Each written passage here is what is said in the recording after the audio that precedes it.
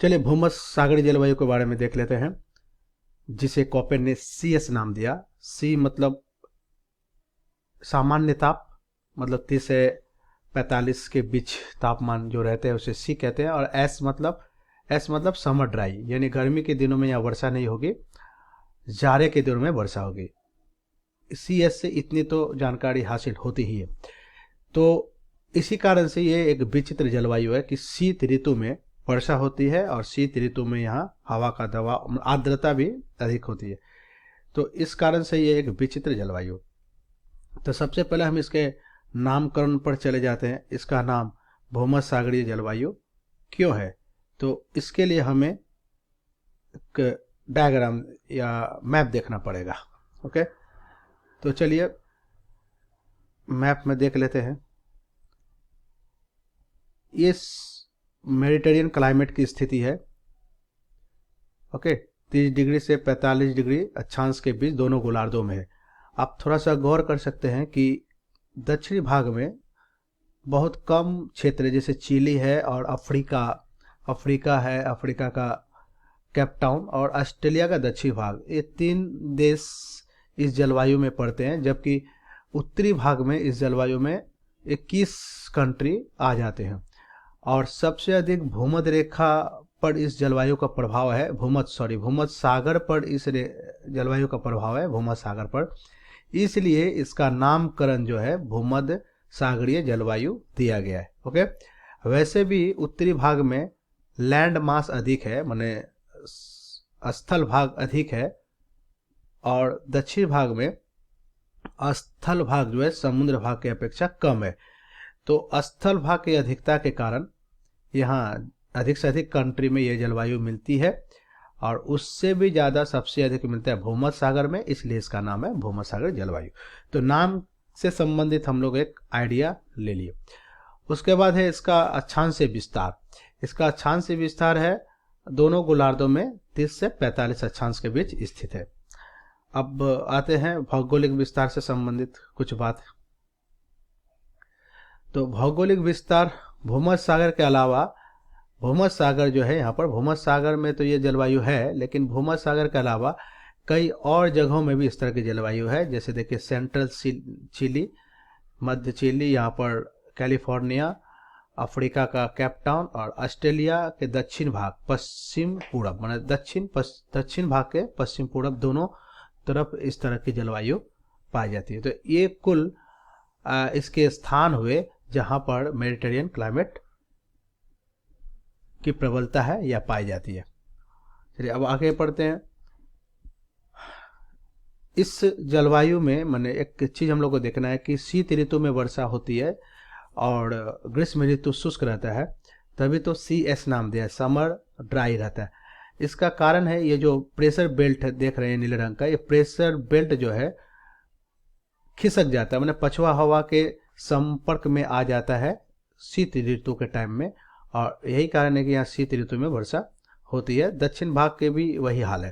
तो देख लेते हैं, इसके ट्रिक्स पे आ जाते हैं हम थोड़ा सा।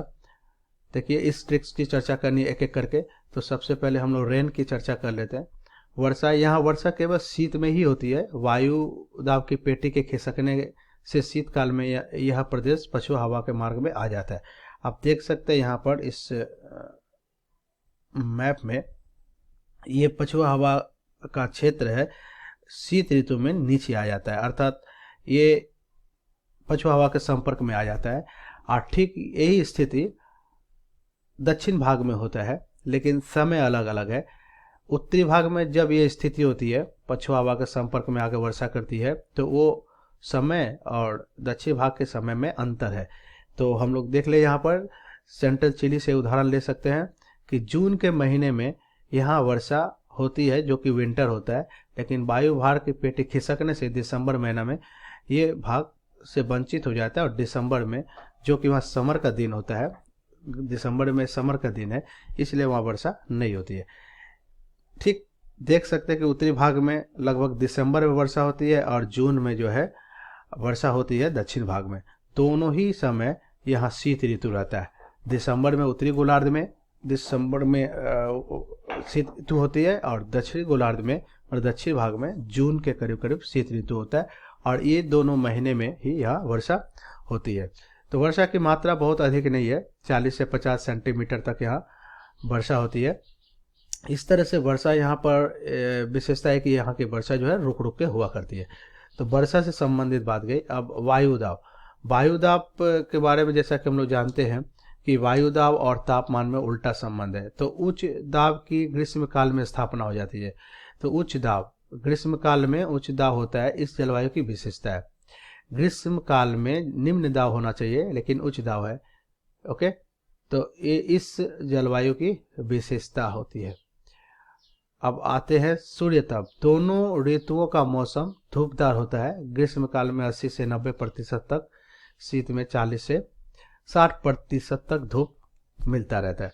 यानी दोनों ही मौसम यहाँ पर सुहाना होता है एक तरह से, और पर्यटक हमेशा सालों भर यहाँ पर्यटक आना जाना लगा रहता है। तो ये इसकी एक खास बात हुई। तापमान अगर देखा जाए तो यहाँ पर ग्रीष्म काल का औसत तापमान 20-25 है, और जाड़े का 5 इसको धर लीजिए 5 से 10 सेल्सियस तापमान के करीब करीब रहता है। कभी कभी तो यहाँ तापमान ड्यू पॉइंट हिमांक से भी नीचे गिर जाता है। तो यहाँ की तापमान की ये विशेषता हुई। और औसतन तापांतर जो होता है, मैंने जाड़े और गर्मी का ताप का अंतर ज़्यादा नहीं है, लगभग 10 से 15 के बीच होता है, क्योंकि भूमध्य सागर के आसपास से अधिक क्षेत्र की स्थिति की वजह से सागर के बगल में है, इसलिए तापांतर कम होता है। जाड़े और गर्मी का तापमान का अंतर ज़्यादा नहीं होता है। इसके प्राकृतिक वनस्पति पर अगर गौर करें तो यहाँ विभिन्न तरह की प्राकृतिक वनस्पतियाँ पाई जाती है, विशेष करके oak, walnut, chestnut, cypress, cedar, और बहुत सारे यहाँ फल यहाँ उगते हैं। विभिन्न तरह के फल उगते हैं। अंगूर तो यहाँ मतलब बहुत ऐसे उगते हैं। नींबू, संतरा उगते हैं। नींबू के अतिरिक्त यहाँ अंगूर की खेती बहुत अधिक होती है, और अंगूर की जितनी भी खेती होती है यहाँ 85% यहाँ उस अंगूर से शराब बना लिया जाता है। तो ग्रास का मतलब घास का मैदान यहाँ बहुत कम है। इस तरह के जलवायु में घास के मैदान नहीं पाए जाते हैं, और इसलिए यहाँ पशुपालन भी अधिक नहीं होता है। ऐसे रूखे सूखे घास होते हैं, लेकिन इन घासों में पशुपालन संभव नहीं है। सॉरी।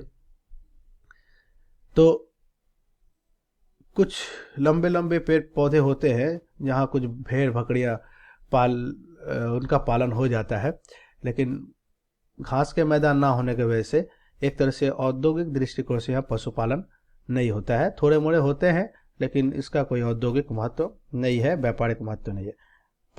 रसदार फल की यहाँ खेती बहुत अधिक होती है। ऑरेंज है, लेमन है, लाइम है, इस तरह से, और नट है विभिन्न तरह के। तो जैसा कि मैंने कहा कि अंगूर की खेती यहाँ बहुत अधिक होती है, तो अंगूर से यहाँ शराब बनाए जाते हैं, और गेहूं की भी खेती थोड़ी बड़ी हो जाती है। ये अंगूर से जो शराब बनाने की विधि को विटिकल्चर कहते हैं। यह अंगूर का, जैसा कि हम बोले, 85% तक अंगूर से शराब बनाया जाता है। उन्हें यहाँ के उत्पादन का 85% यूज़ कर लिया जाता है, और दुनिया में 3/4 शराब दुनिया भर में यहीं से प्राप्त होता है। हमारे दुनिया में जितने शराब बनते हैं 3/4 शराब यहीं से मिलता है दुनिया को। तो इस तरह से प्राकृतिक वनस्पति से संबंधित हम लोग ये बातें लिख पाएंगे। और रही बात वायु यहाँ कुछ गर्म और ठंडी वायु चलती है। गर्म वायु में सिरको है। यह एक गर्म हवा है जो आपका जो मरुस्थल से चल करके आती है और भूमध्य सागर को पार करती है। जब यह सागर को पार करती है तो इसका तापमान गिर जाता है, लेकिन फिर गर्मी इतनी अधिक होती है कि उत्तरी भाग के पेड़ पौधे को नुकसान हो सकता है, इसमें होता भी रहता है। तो इस देख सकते हैं यहाँ लोकेशन में सिरको है, जो दक्षिण से उत्तर मतलब भूमध्य सागर को पार करते हुए उत्तर की तरफ जा रहा है। और ये जो हवाएं हैं बहुत गर्म होती है, और अपने साथ लाल यहाँ का सहारा के मरुस्थल का लाल बलुई मिट्टी को उड़ा उड़ा करके ले जाता है, इसलिए इसको ब्लड रेन भी कहा जाता है। इससे पेड़ पौधे को बहुत नुकसान होता है, ठीक है ना। तो इस तरह से सिर को यहाँ एक हवा है और फिर इसे हम लोग ब्लड रेन के नाम से भी जानते हैं। मिस्टल एक अब ठंडी हवा है। मिस्टल ठंडी हवा जो उत्तर से दक्षिण की ओर चला करती है। ये उत्तर से दक्षिण की ओर चलने वाली हवा है, बहुत ठंडी होती है। इस ठंडे से मतलब इस ठंडे हवाओं का भी बहुत नुकसान होता है। यहाँ पर ठंडी वायु होती है, यह उतने उत्तर से चलती है, इसकी गति बहुत कम होती है और मार्ग में पड़ने वाले पेड़ों को यह उखाड़ फेंकती है। इसके प्रभाव से बचने के लिए लोग पेड़ लगाते हैं आसपास, ताकि इसके प्रभाव से, हानिकारक प्रभाव से बचा जा सके।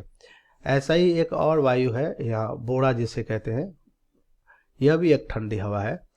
तो इस तरह से यहाँ कई स्थानीय वायु है, जैसे सिरको, मिस्टल, बोड़ा, ये चला करती है। तो वायु से संबंधित बातें हो गई। अब मिट्टी, जैसा कि यहाँ नट की फसल अधिक होती है, इसलिए यहाँ के मिट्टी की प्रकृति ही ऐसा है कि चेस्टनट या मेडिटेरियन सॉइल यहाँ मिलते हैं।